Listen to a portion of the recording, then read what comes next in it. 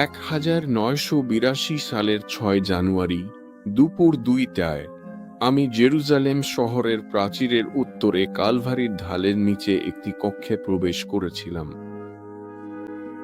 সেই কক্ষে ছিল চুক্তির সিন্দুক, শোব্রেডের টেবিল আর আরও কিছু জিনিস যা আমি দেখিনি। ওগুলো ছিল পশুর চামড়া, কাঠের তক্তা আর তার ওপর পাথর দিয়ে ঢাকা। আমরা সেই ঢাল বরাবর খনন করেছিলাম। আমরা দেয়ালে 3টি কাটা অংশ পেয়েছিলাম, যেন একটা বইয়ের জন্য খাঁজ কাটা হয়েছে। আমরা জানি জেরুজালেমের উত্তরের উপত্যকা থেকে প্রাচীন রাজা ও শাসকরা জনবহুল এলাকায় বা যেখানে অনেক মানুষ যাতায়াত করত, সেসব খাড়া পাহাড়ে এই ধরনের খাঁজ কেটে রাখত। ওখানে তারা পাথরের ফলক বা অন্য কিছু রেখে বার্তা লিখে রাখত। আমরা সেই খাঁজগুলো পেয়েছিলাম। আমরা ক্রুশের গর্ত পেয়েছিলাম। যদি আপনি মথি ও গসপেল বইয়ে পড়েন, যেখানে খ্রিস্টের মৃত্যুর কথা বলা হয়েছে, সেখানে লেখা আছে পৃথিবী প্রচণ্ড কেঁপে উঠেছিল এবং পাথর ফেটে গিয়েছিল ঠিক ক্রুশের গর্তের বাঁদিকে, যেখানে খ্রিস্ট ক্রুশে মারা গিয়েছিলেন। খ্রিস্টের মৃত্যুর পর পাথর ফেটে গিয়েছিল আর সেনাপতি তাঁর বর্শা দিয়ে খ্রিস্টের প্লীহায় আঘাত করেছিল এবং রক্ত ও জল বেরিয়ে এসেছিল। ওটা সেই ফাটলের ভেতর দিয়ে নিচে নেমে গিয়েছিল। ওটা গিয়ে পড়েছিল চুক্তির সিন্দুকের দয়ার আসনে, যেটা ঈশ্বর খ্রিস্টের মৃত্যুর 600 বছর আগে ওই কক্ষে লুকিয়ে রাখার ব্যবস্থা করেছিলেন। এটার তাৎপর্য কি? গীত সংহিতা 77:13 বলা হয়েছে, হে ঈশ্বর, তোমার পথ পবিত্র স্থানে। প্রায়শ্চিত্ত দিবসে সেই ছাগলটি, যা পাপবাহক হিসেবে খ্রিস্টকে প্রতিনিধিত্ব করত, সব পাপ প্রতীকীভাবে তার মাথায় স্থানান্তরিত হওয়ার পর হত্যা করা হতো। তার রক্ত মহাপবিত্র স্থানে নিয়ে গিয়ে দয়ার আসনে ছিটিয়ে দেওয়া হতো। ওইসব মানুষরা আগাম জানতেন যে খ্রিস্ট মারা যাবেন। তারা তাদের পাপগুলো মেষশাবকের মাথায় স্বীকার করত এবং এই নিরীহ ছোট প্রাণীগুলোর জীবন কেড়ে নিত। আমরা বিশ্বাসের মাধ্যমে বিশ্বাস করি যে খ্রিস্ট সত্যিই মারা গেছেন, আর আমরা খ্রিস্টের নামে ঈশ্বরের কাছে প্রার্থনা করে সেই সত্যে বিশ্বাস রেখে আমাদের পাপের ক্ষমা পাই। আমি ওই নির্দিষ্ট জায়গায় খনন করার কারণ ছিল আমার জীবনে ঘটে যাওয়া এক অদ্ভুত ঘটনা।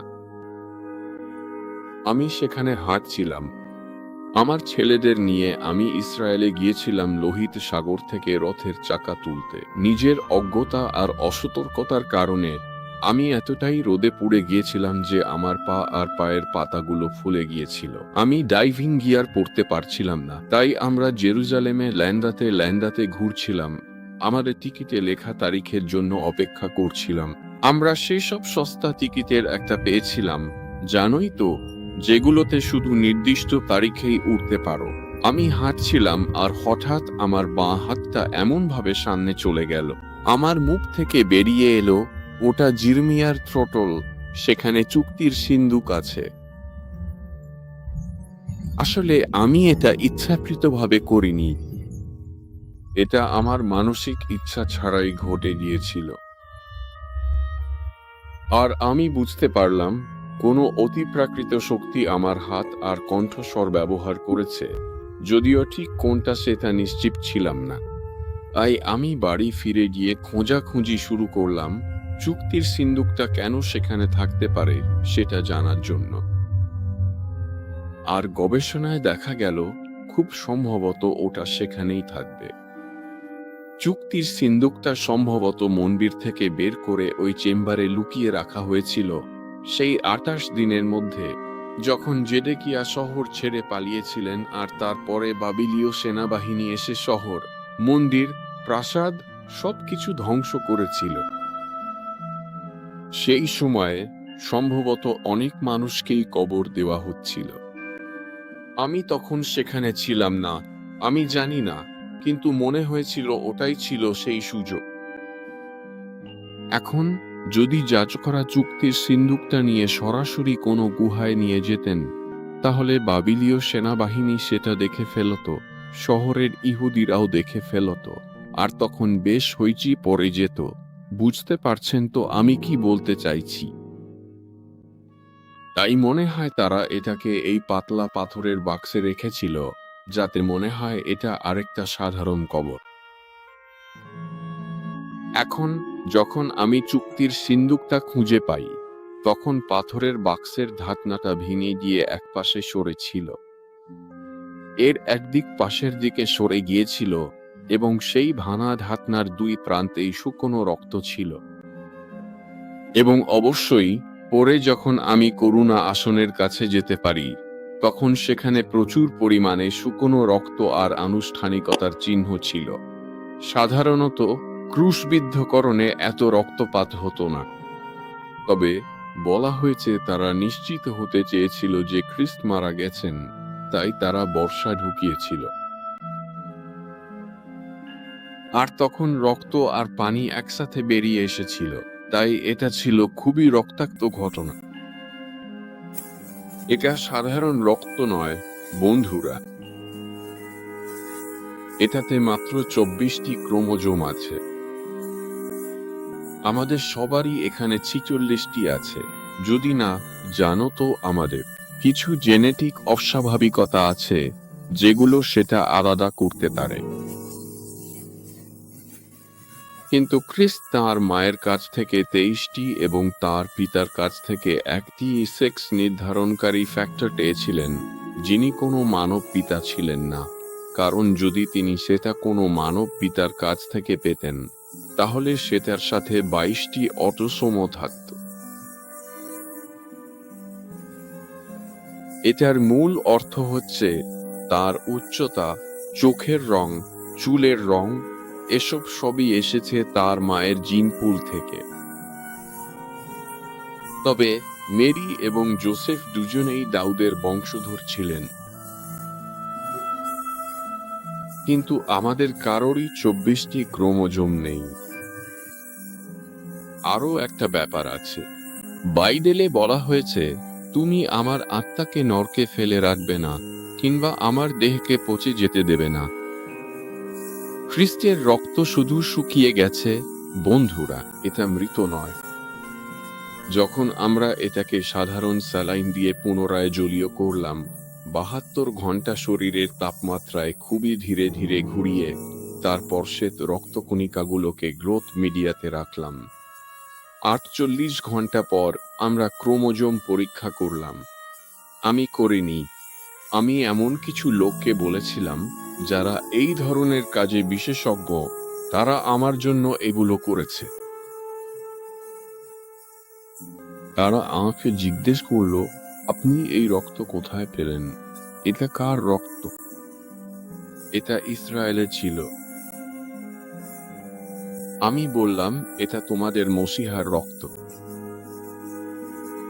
আমি কখনো কাউকে এতটা শোকে যেতে দেখিনি। এটা মিলে যায়, আর বাকি সবকিছুও, যেমন ওই লোকগুলো অবাক হয়ে গিয়েছিল। আমি বললাম, এটা যীশু খ্রিস্টের রক্ত। তারা বুঝে গিয়েছিল।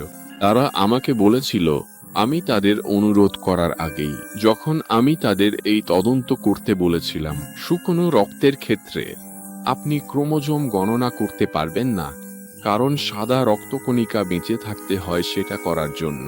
আপনি ডিএনএ পেতে পারেন, কিছু অন্য ডিএনএও পেতে পারেন, কিন্তু ক্রোমোজোম গণনা করতে পারবেন না। তাই এই রক্তটি অনন্য এবং এটি খ্রিস্টের রক্ত। যখন খ্রিস্টকে ক্রুশবিদ্ধ করা হয়েছিল, তখন রোমানরা শহরের উত্তর প্রাচীরের কাছে এমন একটি জায়গা বেছে নিয়েছিল যেখানে প্রায় সবাই যারা আসা যাওয়া করত, তারা জাফার পথে এখানে দিয়ে যেত। তারা দামেস্ক, জেরিকো, আনাতুল এবং আরও অনেক জায়গায় যাওয়ার পথে এখান দিয়ে যেত। তাদের এই রাস্তা ধরে শহরের উত্তর পাশে যেতে হতো, কারণ দক্ষিণ, পূর্ব এবং পশ্চিম দিকে ছিল বড় বড় খাদ।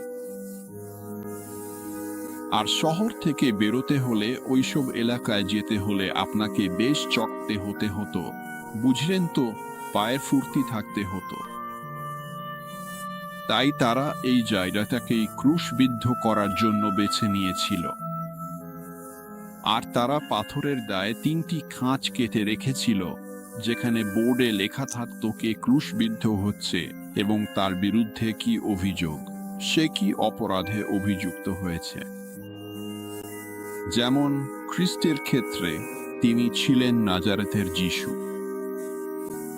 তবে পিলাত বলেছিলেন ইহুদিদের রাজা, আর ইহুদিরা সেটা একদম পছন্দ করেনি। কিন্তু তিনি বললেন, আমি যা লিখেছি তাই লিখেছি।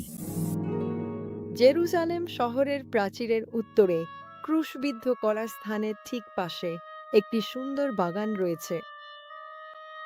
সেই বাগানে যিশুকে যেখানে ক্রুশবিদ্ধ করা হয়েছিল তার থেকে 200 ফুটেরও কম দূরত্বে পাহাড়ের গায়ে খোদাই করা একটি সমাধি আছে। এখন আমরা ভেতরে যাব।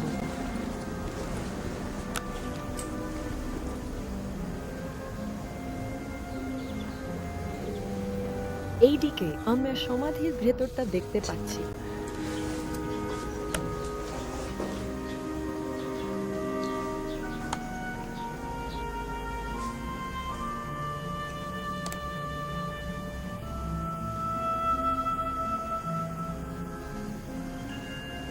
এটা খুব পুরনো একটা ক্রুশ।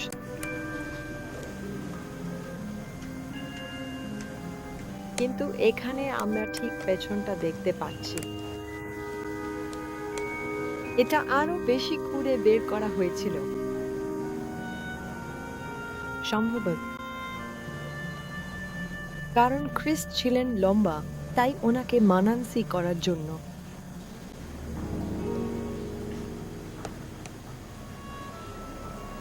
এই দরজাটিতেই খ্রিস্ট হেঁটেছিলেন।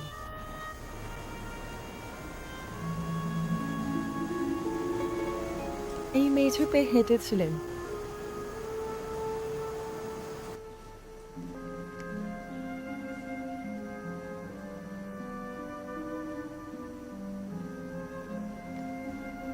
যেখানে আমি চুক্তির সিন্দুক পাই সেটি পরে সাফ করা হয়েছে। আর চুক্তির সিন্দুক, শোব্রেডের টেবিল, ক্যান্ডেলস্টিক, স্বর্ণের ধূপদানি, এগুলো সবই পৃথিবীর মন্দিরে যেমন ছিল ঠিক তেমন ভাবেই সাজানো আছে। শুধু চুক্তির সিন্দুকটা 12 ফুট লম্বা আর 18 ফুট চওড়া বা উঁচু দেয়ালের গায়ে রাখা আছে। দেয়াল চুক্তির সিন্দুকের ভেতরেই পাথরের ফলকগুলো পাওয়া গেছে। আমি নিজে এগুলো সরিয়েছিলাম 4 জন ফেরেশতার সাহায্যে, যারা করুণা আসনের মধ্যে বাস করতেন, যেটার ওজন আমার ধারণা অনুযায়ী প্রায় 900 পাউন্ড খাঁটি সোনা। এবং এই 4 জন ফেরেশতার একজন আমাকে বললেন পাথরের ফলকগুলো ওখান থেকে বের করে নিতে। তিনি বললেন ঈশ্বর চান সবাই যেন এগুলো দেখতে পারে। তাই আমি সেগুলো বের করলাম, পেছনে সরে দাঁড়ালাম আর একদম স্থির হয়ে দাঁড়িয়ে রইলাম। আসলে আমি আমার শারীরিক অবস্থা বা মানসিক অবস্থা বা অন্য কিছুই ঠিকভাবে বর্ণনা করতে পারছি না। যদি জানো আমার কাছে কিছু শারীরিক প্রমাণ না থাকতো, তাহলে মনে হতো আমি স্বপ্ন দেখেছি বা কিছু একটা হয়েছে। আমার মনে হয়েছিল আমি স্বপ্ন দেখেছি বা এমন কিছু। কিন্তু যাই হোক, এরপর এগুলো আর দেখানোর জন্য পাওয়া যায় না। কিন্তু আমরা আসলে বলবো না, ওগুলো ঠিক ওই একই কক্ষে একটা পাথরের চাতালে আছে। আমি যখন ওগুলো ফেরেশতার হাতে দিলাম, তখন তিনি ওগুলো সেখানে রেখে দিলেন। আমি জানতাম না ওগুলো নিয়ে কি করব।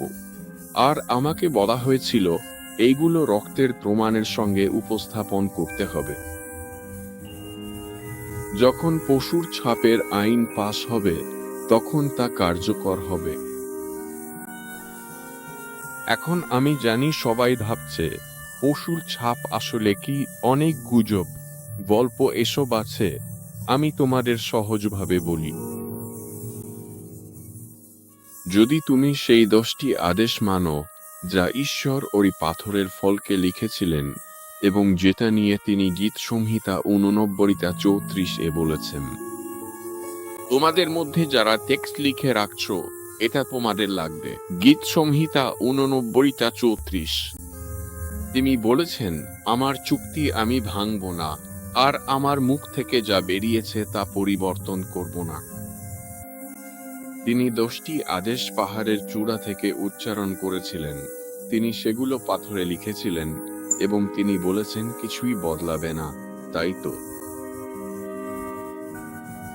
যদি তুমি সেই আইন মানো, তাহলে তুমি ঈশ্বরের ছাপ পাবে। খুব শীঘ্রই মানুষের তৈরি কিছু আইন আসবে, যেগুলো ভালো উদ্দেশ্য নিয়ে ঘেরা থাকবে। একগুচ্ছ সুস্বাস্থ্যকর শবতোক্তি আর শোকাবহ উদ্বেগের মধ্যে, মানে নানান রকম গল্প আর এই সব কিছু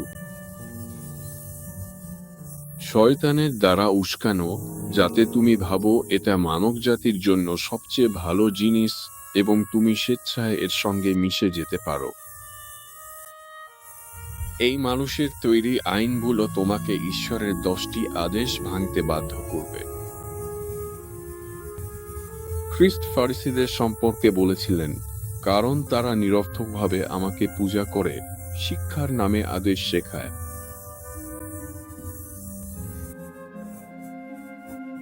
যদি তুমি সেই মানুষের তৈরি আইন মানো আর ঈশ্বরের 10টি আদেশ ভেঙে ফেলো, তাহলে তুমি পশুর চিহ্ন পাবে। এখন আমি চাই এই দর্শকের প্রতিটি পুরুষ, নারী ও শিশু এটা মনে রাখুক, যদি বাকি সবকিছু ভুলেও যাও। জীবন্ত ঈশ্বরের পুত্র যীশু খ্রিস্ট তাঁর পিতার সঙ্গে সম্পূর্ণ সহযোগিতায় আমাদের এতটাই ভালোবেসেছিলেন যে আমাদের জন্য তারা সেটা করতে প্রস্তুত হয়েছিলেন। এটা হয়ে গেছে, বন্ধুরা, আমাদের মূল্য দিয়ে কেনা হয়েছে।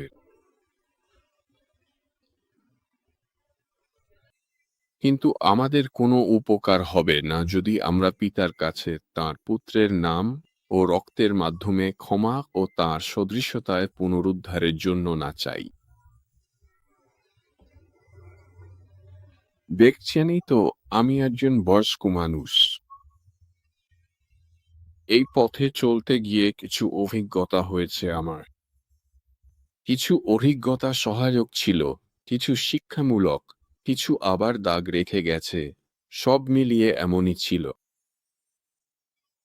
কিন্তু একটা গুরুত্বপূর্ণ শিক্ষা আমি পেয়েছি, যখন প্রথম জানতে পারলাম এবং বিশ্বাস করার কারণ পেলাম যে খ্রিস্ট সত্যি আমার জন্য মারা গেছেন এবং চিরন্তন জীবন চাইলে পাওয়া যায়।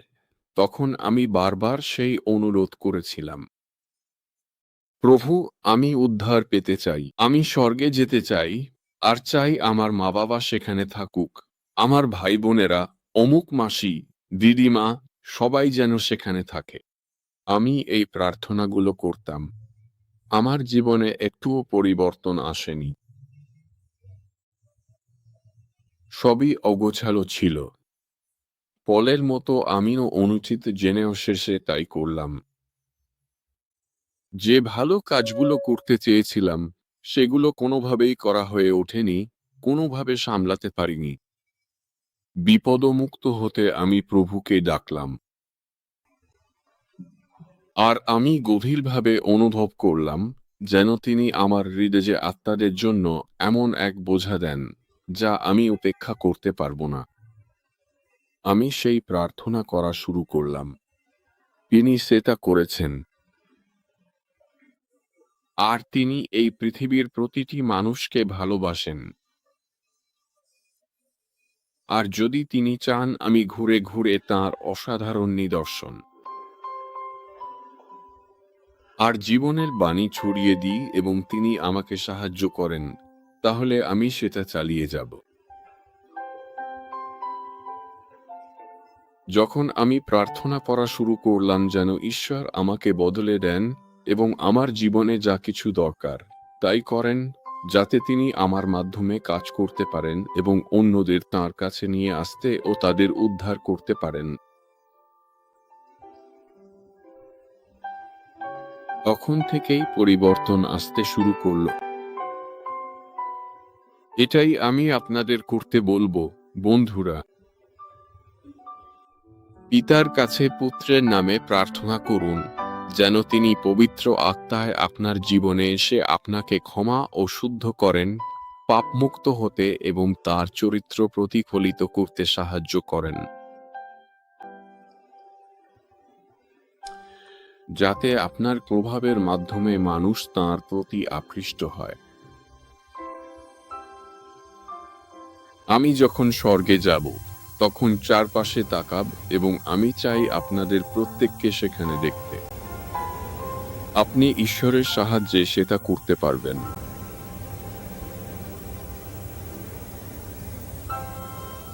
খ্রিস্ট আজ এখানে আছেন।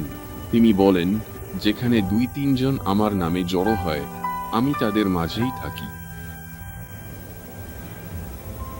অনুগ্রহ করে এই অসাধারণ সুযোগের সদ্ব্যবহার করুন।